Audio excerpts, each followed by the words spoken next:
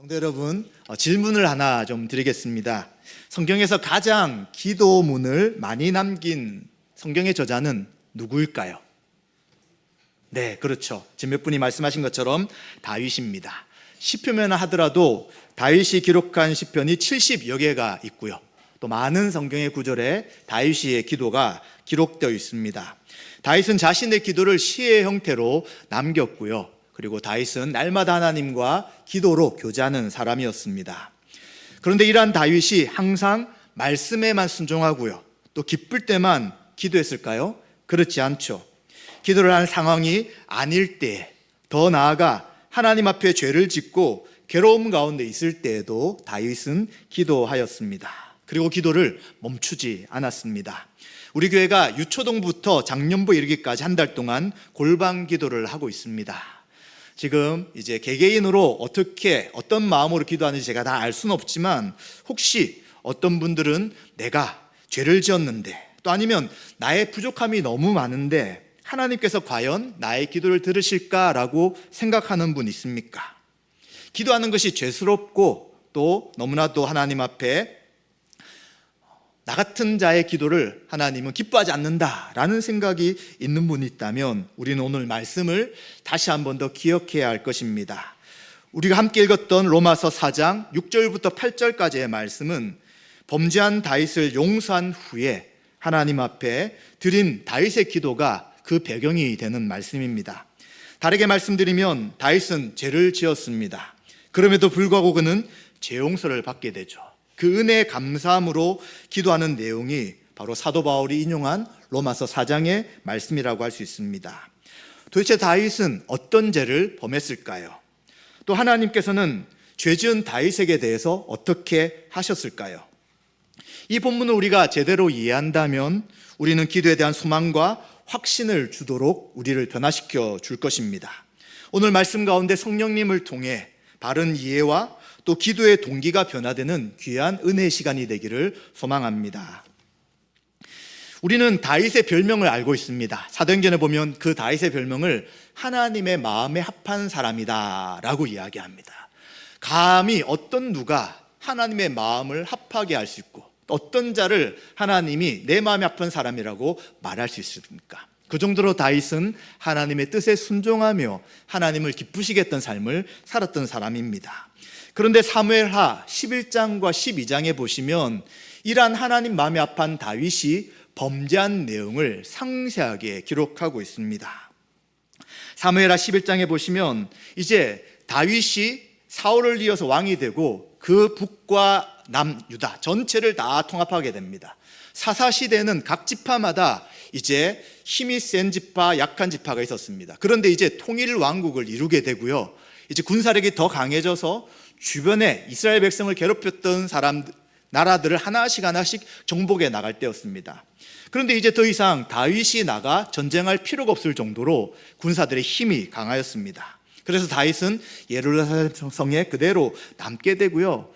이제 전쟁이 어떻게 진행되는가라는 생각을 했는지 그는 왕궁을 거닐고 있었습니다. 왕궁의 성벽이 조금 높잖아요. 그런데 그가 거닐고 있다가 한 여인을 보게 됩니다. 목욕을 하는 여자를 보게 되죠.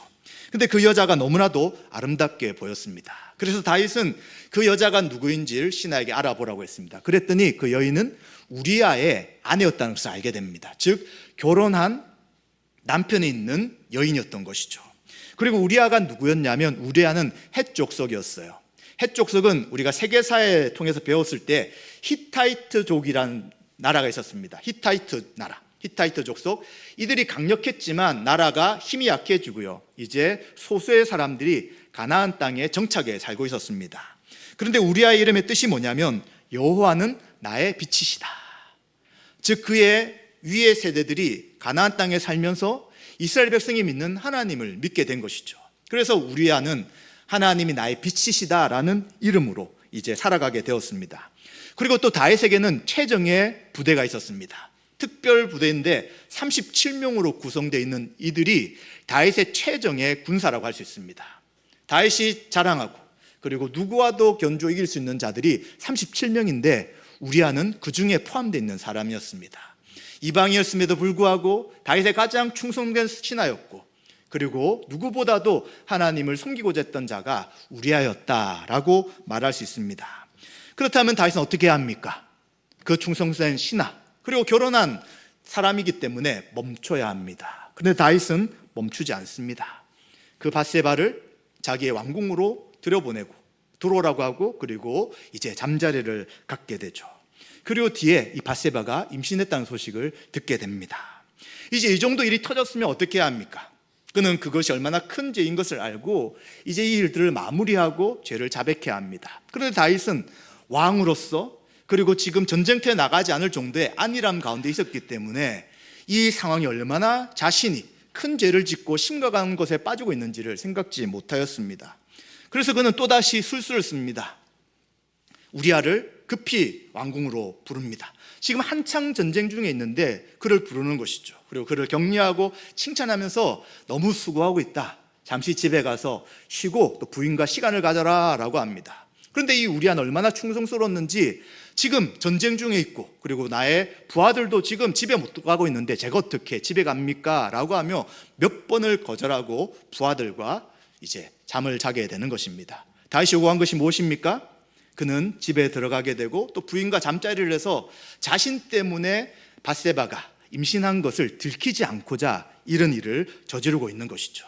그런데 이것에서 멈추지 않습니다. 우리아가 충성스럽고 또 자기의 계획대로 진행되지 않으니 이제 편지를 써서 그의 손에 요압이란 장군에게 보내게 되는 것이죠. 어떤 내용이 있었냐면, 요압에게 이 우리아가 최전선에 나가서 싸우게 만들고 결국 그가 죽도록 하라 라는 일을 사주하게 되는 것입니다. 요압은 그 편지를 받고 우리아를 최전선에 보냅니다. 우리아는 그것도 알지 못하고 열심히 다윗을 위하여 이스라엘 위해 싸웠지만 그는 장렬하게 전사하게 되는 것이죠. 그리고는 이제 이 밧세바는 남편의 죽음을 애도하며 장례를 지냅니다. 그리고 그 장례 기간이 끝났을 때 다윗은 즉시 밧세바를 자신의 궁으로 불러들이고 아내를 삼게 되었다라고 성경은 이야기하는 것이죠.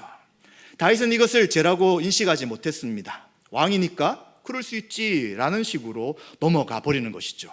근데 성경은 뭐라고 이야기하냐면 사무엘하 11장 27절을 같이 한번 읽어보도록 하겠습니다. 같이 읽겠습니다. 그 장례를 마침에 다윗이 사람을 보내 그를 왕궁으로 데려오니 그가 그의 아내가 되어 그에게 아들을 낳으니라. 다윗이 행한 그 일이 여호와 보시기에 악하였더라. 아멘. 네, 그대로 좀 놔두십시오. 자, 하나님 어떻게 생각하신다고요? 그 보시기에 악하게 보신 것입니다. 다윗은 평안할 때 찾아온 죄의 유혹을 이기지 못했습니다. 아무리 하나님 마음에 합한 사람이라 할지라도 죄의 유혹은 항상 있는 것이죠. 일이 잘 되고 성공하고 문제가 없을 때 우리 성도들에게도 죄의 유혹이 찾아옵니다. 그래서 우리는 이러한 죄의 유혹을 이기기 위해서 항상 깨어 있어야 되는 것이죠. 야, 이 정도 신앙생활이면 충분해, 나 이 정도면 잘 살 수 있어 라고 할 때 죄의 유혹이 들어오고 우리가 안일한 마음과 깨어있지 못할 때는 그 죄에 넘어지게 되는 것입니다. 그리고 안타까운 것은 그러한 상태에서는 죄가 처음 들어왔을 때 그 한 번의 죄로 멈추는 것이 아니라 죄가 죄를 낳는 악순환이 계속해서 될 수밖에 없다는 것이죠. 다윗도 바로 이러한 상황 가운데 있었습니다. 이 기간이 언제였는지 성경은 분명히 말하지 않지만 이제 임신을 했고 그리고 아기가 낳은 다음에 하나님의 선지자인 나단이 왔기 때문에 짧게는 9개월, 길게는 1년 동안 하나님은 침묵하고 계셨습니다. 그리고 다윗은 여전히 자신이 죄인 것을 기억하지 않고 그 상황 가운데 시간을 보내고 있었습니다. 그때 하나님은 나단 선지자를 통해서 다윗에게 말씀하십니다. 다윗이 잘 알아들을 수 있도록 비유로 이야기해 주시죠. 어떤 비유였냐면 부한 사람이 있고요. 그는 양과 소가 너무 많은 사람이에요. 그런데 어떤 사람은 너무 가난해요. 그래서 그 돈으로 이제 무엇을 사냐면 암양 새끼 하나를 샀습니다. 그런데 이 가난한 사람은 그 암양 새끼를 잘 키우고 돌봐주었어요. 지금 우리가 말하는 이 반려동물처럼 반려강아지나 또 반려묘, 고양이처럼 최선을 다해서 양육해서 어떻게 생각했냐면 자기의 딸처럼 여겼다고 성경은 이야기합니다. 그런데 이 부자에게 손님이 찾아왔어요. 근데 부자가 자기 것을 잡아서 손님을 대접하기가 싫었습니다. 그래서 어떻게 했냐면 가난한 사람이 유일하게 기르고 있는, 딸같이 생각하는 그 암양을 가지고 와서 요리를 해가지고 손님을 대접해 버린 것이죠. 이러한 이야기를 들으니 다윗이 어떻게 생각했습니까? 다윗은 굉장히 공정하고 공의로운 사람이기에 화가 났습니다. 도대체 어떤 자가 이렇게 하느냐? 여호와의 살아계심을 두고 맹세하노니 이 일을 행한 그 사람을 반드시 죽일 것이다 라고 이야기합니다. 그리고 그 양새끼에 대해서 율법에 따라 한 마리를 빼앗았으니 4배로 갚아줘야 될 것이다 라고 바른 이야기를 합니다. 그런데 사실 다윗은 자신의 눈에 있는 그 악은 제대로 보지 못하고 상대방에 대해서 비판하고 있는 것이죠. 그래서 나단이 바로 당신입니다 라는 충격적인 이야기를 던지게 됩니다. 자신은 저런 나쁜 사람이 있는가 하고 화가 났으나 그렇게 했던 존재가 바로 당신이다라고 이야기를 하게 되는 것이죠. 그리고 나단 선지자가 하나님의 말씀을 통하여서 다윗을 책망하기 시작합니다. 하나님께서 당신에게 이 사울에게 속했던 이 나라를 다 빼앗아 주었고 그리고 부인들과 모든 소유를 너에게 주었다라고 말합니다. 만약 부족했다면 하나님이 더 주었을 것이다 라고 말합니다. 그런데 여호와의 말씀을 업신여기고 나보기에 악을 행하였느냐라고 말씀합니다. 우리아를 암몬 자손의 손에 죽이고 그의 아내를 빼앗아 내 아내로 삼았다라고 말씀하죠. 9개월이나 1년 사이에 하나님이 다윗에게 특별한 말씀을 하지 않았기 때문에 다윗은 하나님이 모르신다고 생각했을 수도 있습니다. 그러나 하나님은 모든 것을 다 보고 계신 것이죠. 그 마음의 중심, 그가 어떤 일을 저질렀는지 범했는지를 다 알고 계시고 시간을 주신 것입니다. 회개하도록 시간을 주셨으나 다윗은 끝까지 그것을 거부하고 있었던 것이죠. 이제 하나님께서는 이 다윗의 범한 죄에 대해 그 집에 칼이 떠나지 않고요, 그리고 내 아내를 내 이웃들이 보는 앞에서 이제 백주대낮에 동침할 것이고, 그리고 너가 이제 곧 낳을 아들이 죽을 것이다 라는 심판의 말씀을 선언하십니다. 그러나 그 심판의 말씀뿐만 아니라 하나님이 무엇을 말씀하시냐면 사무엘하 12장 13절에 보시면 자신이 하나님 앞에 죄를 범했습니다 라고 자백했을 때 이제 여호와께서 당신의 죄를 사하셨다라고 선언합니다. 그래서 죄를 용서했기 때문에 당신은 죽지 않을 것입니다 라고 이야기합니다. 하나님이 그 집안에 칼이 떠나지 않고 그리고 그의 부인들이 동침하게 되는 일들이 생기고 그리고 아이가 죽게 되겠지만 그러나 너는 하나님이 살리실 것이다 라고 이야기하는 것이죠. 사실 하나님의 거룩하심과 공의를 볼 때 이 다윗은 죽어야 마땅한 자입니다. 그는 십계명의 2가지를 어긴 것이죠. 간음하지 말라는 말씀과 그리고 살인하지 말라는 말씀을 어기고요, 더 나아가서는 그 하나님의 이름을 더럽히고 하나님의 영광을 가린 일을 했기 때문에 하나님이 다윗을 죽이기에도 충분한 사건을 저질렀던 것입니다. 그럼에도 불구하고 하나님은 그를 용서해 주시는 것이죠. 그렇지만 그가 범한 가장 중요한 일은 바로 하나님의 영광을 가린 것이라고 할 수 있습니다. 이스라엘 나라 다윗이 어떤 역할을 합니까? 하나님이 이스라엘 백성들을 붙잡으시고 애굽에서 가나안 땅에 정착해 하셔서 하나님이 누구신지를 드러내는 민족이 이스라엘이었습니다. 왕의 역할은 그 하나님의 말씀을 가지고 이스라엘 백성들을 하나님을 잘 섬기도록 돕는 역할, 그리고 그 나라를 하나님의 뜻에 따라 통치하도록 하는 것이 왕의 역할인데 하나님의 이름을 해방하고 거스르게 만드는 이 악을 범했기에 이것이 다른 것보다 가장 큰 다윗의 죄라고 할 수 있는 것입니다. 그런데 사무엘하 12장에 보면 이 다윗이 말로 용서를 구하는 것, 하나님 죄송합니다, 제가 죄를 지었습니다 라고 한 것으로 사실은 끝난 것이 아니었습니다.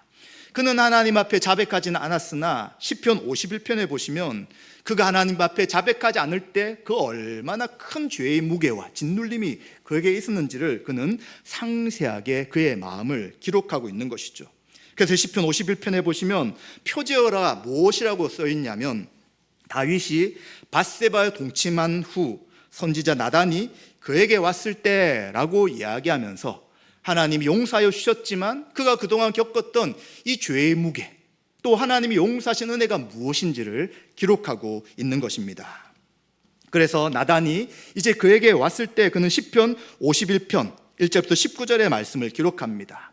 그런데 이 많은 19절까지의 기록의 내용 중에 대부분의 절에 무엇이 나타나냐면 죄 용서, 회개, 그리고 깨끗게 해주십시오 라는 죄와 관계된 말씀이 굉장히 많이 나타나는 것이죠. 몇 가지만 소개해드리면 시편 51편 2절에 보시면 죄악을 말갛게 씻으시며 죄를 깨끗이 제하소서. 자신의 죄를 인식하게 될 때 이 죄를 제발 깨끗게 하시고 제해 주십시오 라고 이야기합니다. 또 자신이 이렇게 큰 죄를 지은 것을 보면 5절에는 뭐라고 하냐면 내가 죄악 중에 출생했습니다. 어머니가 죄 중에 나를 잉태했습니다 라고 할 정도로 자신이 얼마나 죄인이고 하나님 앞에 태어날 때부터 엄마 뱃속에 있을 때부터 악한 존재인에 대해서 철저하게 인식하며 회개하고 있는 것을 보게 됩니다. 그리고 17절에는 하나님이 구하신 제사는 상한 심령이라 하나님이여 상하고 통회하는 마음을 주께서 멸시하지 아니하시리라 라고 이야기하면서 하나님 앞에 회개하고 통회할 때 이 상한 심령을 받아주십시오 라고 그는 고백하고 있는 것입니다. 이처럼 다윗은 범죄한 것으로 인하여 하나님 영광을 가리게 되고요, 그리고 또 그 하나님과의 교제가 끊어져 그의 영혼은 죽기 일보 직전에 있는 그 고통 가운데 있었다는 것을 우리는 알게 되는 것이죠. 이처럼 죄를 범했을 때 하나님과의 관계가 또 하나님의 교제가 단절되어 있을 때 우리에게는 그 죄의 짓누름이 있는 것입니다. 특히 죄를 지은 것에 대해 양심이 가만히 있지 않는 것이죠. 또 우리의 대적 사단이 가만두지 않는 것입니다. 너가 어떻게 하나님의 사람이라 하면서 이런 죄를 짓느냐? 너 같은 자가 무슨 하나님의 백성이냐? 너는 참 죄악되고 더러운 존재다라고 하며 우리를 계속해서 괴롭히는 것이죠. 몸은 멀쩡할지라도 우리의 영혼이 계속해서 시들시들하기 때문에 마음이 어렵고요, 그 어려운 마음은 얼굴에 나타나며 그리고 나중에는 몸에 문제가 생기는 것이 죄를 짓고 죄가 온전히 용서받지 않을 때의 우리의 상태라고 할 수 있는 것입니다. 다윗은 또 32편에도 그러한 고백을 합니다. 이제 32편은 시점이 좀 다릅니다. 다윗의 회개와 하나님의 용서가 이제 그의 마음 가운데 나타나는 것이죠. 그는 회개하지 않던 그의 심령이 어땠는지를 이야기합니다. 시편 32편 3절과 5절을 같이 한번 읽어보도록 하겠습니다. 같이 읽습니다. 내가 입을 열지 아니할 때에 종일 신음함으로 내 뼈가 새하였도다. 주의 손이 주야로 나를 누르시오니 내 진액이 빠져서 여름 가뭄에 마름같이 되었나이다. 셀라. 5절입니다. 내가 이르기를 내 허물을 여호와께 자복하리라 하고 주께 내 죄를 아뢰고 내 죄악을 숨기지 아니하였더니 곧 주께서 내 죄악을 사셨나이다. 셀라. 아멘. 숨기고 있을 때는 뼈가 살 정도로 그 고통이 얼마나 큰지를 고백하고요, 이제 드디어 5절에 이제 모든 것을 숨기지 않고 자백했더니 주께서 내 죄악을 사하셨습니다 라고 그가 겪었던 죄의 고통과 또 하나님의 용서의 은혜를 그는 시편 32편에 고백하고 있는 것이죠. 그래서 다윗은 시편 30편 1, 2절에 이렇게 고백합니다. 제가 읽어보도록 하겠습니다. 허물의 사함을 받고 자신의 죄가 가려진 자는 복이 있도다. 마음에 간사함이 없고 여호와께 정죄를 당하지 아니하는 자는 복이 있도다. 아멘. 그가 이 죄의 용서가 얼마나 큰 은혜였는지, 죄가 용서받고 죄를 사함받는 것이 복되다라고 이야기하는 것입니다. 거룩하신 하나님을 믿는 삶, 거룩하신 하나님과 교제하는 삶 가운데 이 죄는 절대 있을 수가 없고요, 이 죄를 숨길 때 이 성도의 삶에 느껴지고 받아들여지는 이 죄의 무게는 이렇게 크다는 것을 다윗은 고백하고 있는 것이죠.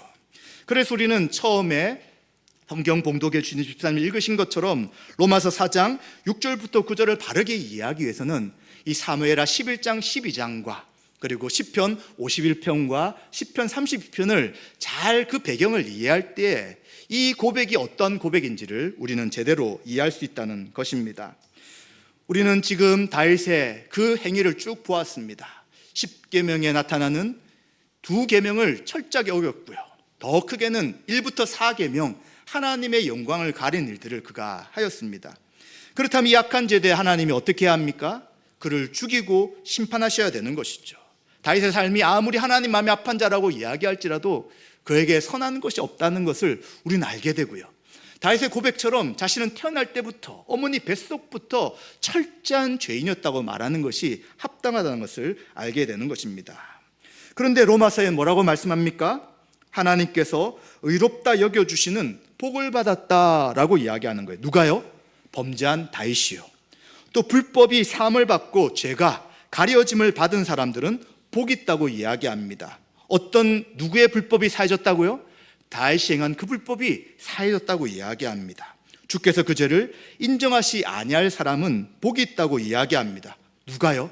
다윗이 죄를 지었음에도 불구하고 하나님이 죄를 용서해 주신 것에 대해서 복이 있다라고 이야기합니다. 자, 그러면 이런 말씀을 이제 듣게 되었기에 우리에게는 질문이 생깁니다. 왜 하나님이 저 큰 죄를 지은 다윗을 용서하셨을까? 왜 하나님이 사울처럼 그 나라를 빼앗아 다른 사람에게 주지 않고 이 다윗의 나라는 그대로 유지되는가라는 것을 생각해야 합니다. 그리고 도리어 이 밧세바가 낳았던 첫째 아들은 죽지만 둘째 아들은 그 이름을 솔로몬이라고 짓게 됩니다. 우리가 잘 아는 것처럼 솔로몬은 평화로운 자란 뜻입니다. 하나님이 그 고통 가운데 있었던 다윗, 하나님의 진노로 아들이 죽었으나 또 하나님의 은혜로 둘째 아들을 태어나게 하셔서 이제 나의 삶에 또 그 아들의 삶에 평화가 있을 것이다 라고 하며 평화롭다는 이름으로 짓게 됩니다. 그런데 하나님은 더 놀라운 일을 하십니다. 여호와께서 이 아들을 사랑하셔서 선지자 나단을 보내십니다. 그리고 이름을 바꿔주시죠. 뭐라고 할까요? 우리 청년들이 찬양할 때 찬양팀의 이름이 있잖아요. 여디디야라고 하는 것입니다. 여디디야의 뜻이 무엇이냐면 하나님께서 가장 사랑하시는 자다라는 뜻이에요. 그래서 우리 여디디야 찬양단이 어떤 찬양팀입니까? 하나님이 가장 사랑하시는 청년들이 하나님께 높여드리는 찬양을 부르는 청년들이 지금 여디디야 찬양단이라고 할 수 있는 것이죠.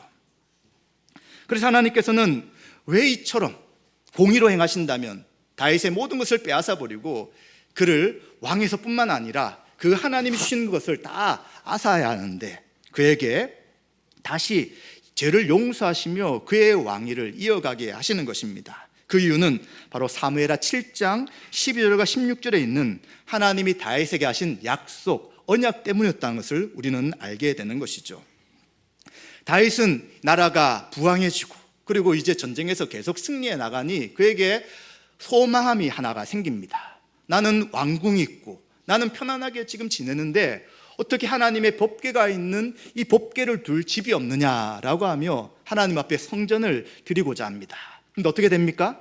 다윗은 피가 많이 흘린, 늘 전쟁을 했기 때문에 너는 피를 많이 흘려 너가 이 성전을 지을 수는 없다고 하나님이 말씀하십니다. 그럼에도 불구하고 이제 하나님께서 내 몸에서 내 씨를 내 뒤에 세워 그의 나라를 경고케 할 것이다 라고 말씀합니다. 다윗이 범죄하기 전에 이미 그 약속을 하시는 것이죠. 그리고 나는 그의 나라 왕위를 영원히 견고하게 할 것이다 라고 이야기하면서 다윗 뒤에 태어날 그 후손을 통하여 나라를 영원히 부강하게 할 것을 약속하십니다. 그리고 만약 그가 잘못을 할지라도 인생의 채찍으로 그를 칠 것이지만 사울처럼 그 나라를 빼앗지는 않을 것이다 라고 약속하시는 것이죠. 그리고 사무엘하 7장 16절에는 내 집과 내 나라가 내 앞에서 영원히 보존되고 내 왕위가 영원히 견고할 것이다 라는 약속을 하신 것입니다. 따라서 하나님께서는 이러한 다윗에게 미리 하신 그 언약, 그 약속으로 인해서 다윗이 범죄하고 정말 죽을 만한 그 악한 일을 했음에도 불구하고 하나님은 그의 죄를 용서하시고 그러나 그의 죄의 결과에 책임은 지게 하신 것이 우리가 다윗을 용서하신 하나님의 뜻이었다는 것을 알게 되는 것입니다. 자, 그런데 이렇게만 이야기해도 우리의 마음의 궁금증은 풀리지 않는 것이죠. 너무하다. 하나님 왜 다윗을 굳이 저렇게 편애하실까? 내가 만약 죄를 지었다면 하나님 이렇게 하실까라는 생각으로 인해 이 말씀을 제대로 이해하고 받아들이기가 어려울 수도 있다는 것입니다. 그런데 성경은 이 다윗의 후손 가운데 하신 약속이 이스라엘 백성에게 적용되었다고 말하지 않습니다. 그렇죠. 다윗 이후에 솔로몬 다음에 나라가 북쪽과 남쪽과 나뉩니다. 북쪽은 아수르에 멸망당하고요, 남쪽은 바벨론에 멸망합니다. 70년의 바벨론 포로에서 돌아오지만 여전히 유다란 나라는 작은 나라가 되어 있었고요. 그 뒤로 그 어려움들을 극복하지 못하고 결국은 나라가 이제 로마에 정복당해 사라지게 되는 것이죠. 그럼 이 약속은 도대체 누구에게 한 약속입니까? 다윗의 육신적인 후손인 솔로몬과 그의 후손들이 아니라 누구의 약속입니까? 이 나라는 바로 다윗의 후손 가운데 오실 메시아신 예수 그리스도를 통해서 그 하나님 나라가 견고하고 영원할 것을 약속한 것이죠. 그렇기 때문에 우리는 이 하나님께서 다윗의 죄를 용서하셨다는 것은 예수 그리스도를 통해 죄 용서를 하실 그 사건을 다시 다윗을 통해서 미리 우리에게 보여주신 것이다 라고 말할 수 있는 것이죠. 다윗은 그 행위로 인한다면 그를 죽이고 그 나라를 다 없애야 합니다. 마찬가지죠. 우리도 우리의 행위를 그대로 본다면 어떤 누가 감히 하나님 앞에 구원받을 수 있습니까? 어떤 누가 감히 하나님을 아버지라 부르며 기도할 수 있습니까? 어느 누구도 그럴 수 없는 것이죠. 그런데 하나님은 이 다윗을 용서하시고 그가 죄가 없다고 이야기하시며 그의 죄를 넘어가신 것은 예수 그리스도를 믿는 우리들에게 동일한 죄사함의 은혜와 죄 용서를 하실 것을 말씀하시기 위해 그 사건을 보여주셨다는 것을 알게 되는 것입니다. 예수님이 오셔서 무엇을 하셨습니까? 예수님은 죄인이 죽어야 할 그 십자가에 대신 달리셨습니다. 하나님의 말씀을 어기고 하나님의 뜻을 거역하는 죄인들이 십자가에 달려 하나님의 진노를 받아야 합니다. 그런데 예수님이 우리 죄를 대속하기 위해 십자가에서 저주를 받으시고요, 십자가에서 피 흘리시며 모든 고난을 감당하신 것이죠. 왜 그렇습니까? 바로 다윗의 예처럼 하나님이 그 죄를 용서하시는 유일한 길은 죄가 없는 자, 그리고 하나님이신 분이 대신 우리를 위해 형벌대속적 죽음을 받아야 했기 때문입니다. 그래서 이것은 전적인 하나님의 은혜라고 할 수 있는 것이죠. 만약 우리가 은혜가 아니라 나의 행위를 통해 하나님 앞에 의롭게 되겠다, 또 다른 표현으로 내가 하나님의 모든 율법과 말씀을 철저히 지켜 의롭게 되겠다라고 한다면 어떻게 될까요? 성경은 말씀합니다. 의인은 없나니 하나도 없다.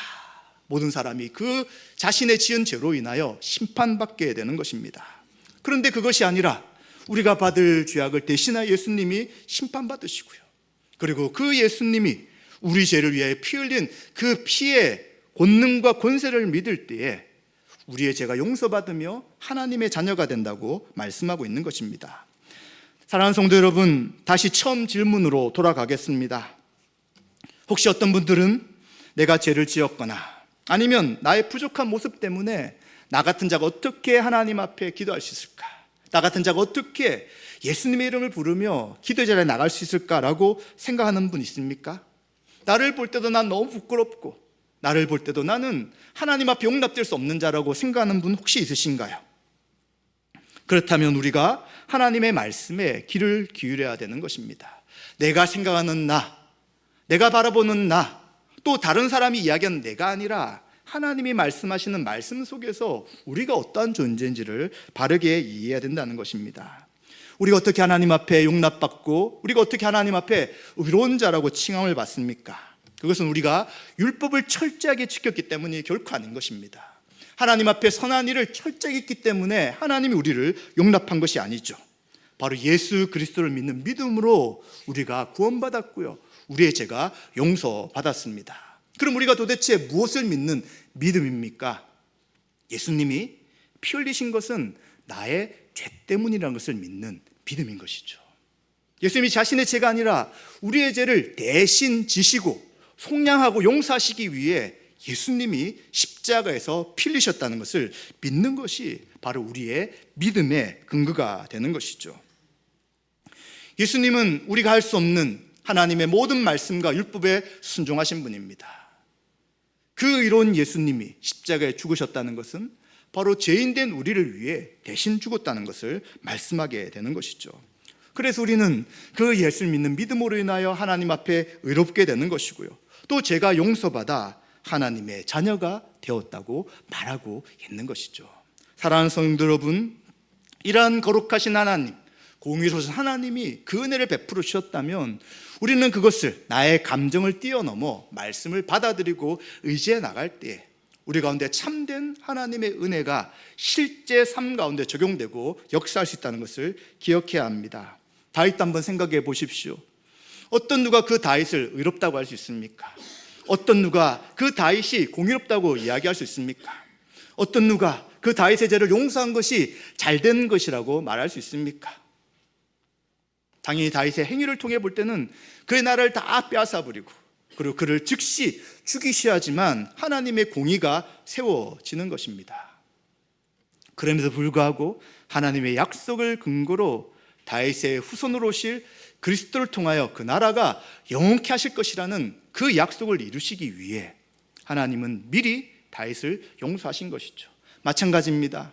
우리도 다윗과 같은 큰 죄를 범하지 않았을 거예요. 10계명의 그 계명을 어기는 죄를 범하지 않았을지라도 어떤 누구도 우리의 행위와 우리의 선함으로는 결코 하나님 앞에 설 수 없는 것입니다. 오직 설 수 있다면 바로 예수 그리스도를 믿는 믿음만으로 하나님 앞에 설 수 있게 되는 것이죠. 따라 사랑하는 성도 여러분, 우리는 이 복음의 진리를 받아들여야 합니다. 그리고 복음의 진리가 나의 것임을 신뢰하고 그것을 인정해야 되는 것입니다.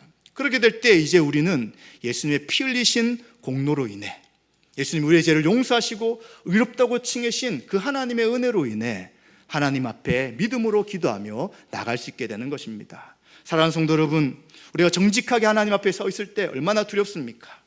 과연 나 같은 이 삶 정도로, 이런 생각 정도로 내가 과연 하나님 앞에 기도할 수 있을까라고 생각됩니다. 또 나 같은 자의 기도가 정말 하나님 앞에 상달될 수 있는 기도일까라고 생각될 때도 있습니다. 하나님이 다른 사람은 기도 응답해 주셔도 나의 기도를 들어주지 않는 것은 당연하지라는 생각도 할 수 있습니다. 그런 하나님은 우리를 사랑하셔서 그 사랑하는 유일하신 아들인 예수님이 우리 죄를 위하여 죽으셨다는 것은 우리의 이 죄를 해결할 수 있는 길을 제시하여 주시고요, 이제 우리를 양자로 삼으셔서 하나님과 바른 믿음의 관계를 되도록 하신 것임을 기억해야 합니다. 사랑하는 성도 여러분, 말씀 마무리하겠습니다. 우리는 하나님의 마음에 합하다고 이야기하는 다윗마저도 어마어마한 큰 죄를 지은 자임을 우리는 알게 되는 것입니다. 그런데 로마서 4장 6절부터 8절은 이러한 다윗의 죄를 용서하시고 죄를 기억하지 않는다고 이야기합니다. 왜 그렇게 말씀하신다고요? 이 구약의 말씀은 신약의 다윗의 후손으로 오실 그리스도를 통하여 죄 사함의 은혜를 보여주시기 위해 기록된 말씀이기 때문입니다. 다윗의 후손으로 오신 예수님이 우리가 지은 그 모든 죄를 위해 십자가에서 형벌을 받으셨습니다. 우리는 하나님 앞에 떳떳하고 의롭지 않지만 예수 그리스도를 믿는 믿음 있는 사람들, 예수님의 피가 나의 죄를 위한 것이라는 것을 믿는 분들은 하나님의 자녀가 되고 하나님을 아버지라 부르며 기도할 수 있다는 것을 기억해야 될 것입니다. 따라서 우리는 이 말씀을 신뢰하시며 나의 부족함이나 나의 어떠함이 아니라 그리스도를 통해 이루신 그 하나님의 은혜를 생각하며 남은 12여일의 기간 동안 또다시 하나님 앞에 엎드리며 기도하시기 바랍니다. 또 기도할 때 우리의 양심과 사단이 우리를 계속 공격할 수 있습니다. 기도할 필요 없어, 하나님이 너를 사랑하지 않고 너의 기도를 듣지 않으실 거야 라는 그러한 생각이 들릴지라도 우린 또다시 말씀을 붙잡고 하나님 용서와 그 우리를 새롭게 하신 은혜로 인해 하나님을 아버지라 부르며 기도의 자리에, 은혜의 자리에 나가시기 바랍니다. 이러한 은혜의 자리에 나감을 통하여 이제 우리 안에 있는 이 죄된 모습들, 태어나기 전부터 엄마 뱃속에 있을 때부터 죄악 가운데 태어났던 우리의 이 악한 모습들이 성령의 역사하심으로 예수님을 닮아가게 하시고요, 하나님과 교제함을 통하여 예수님의 온전한 성품으로 변화되는 그런 놀라운 은혜가 저와 여러분들에게 가득하시기를 축원드립니다.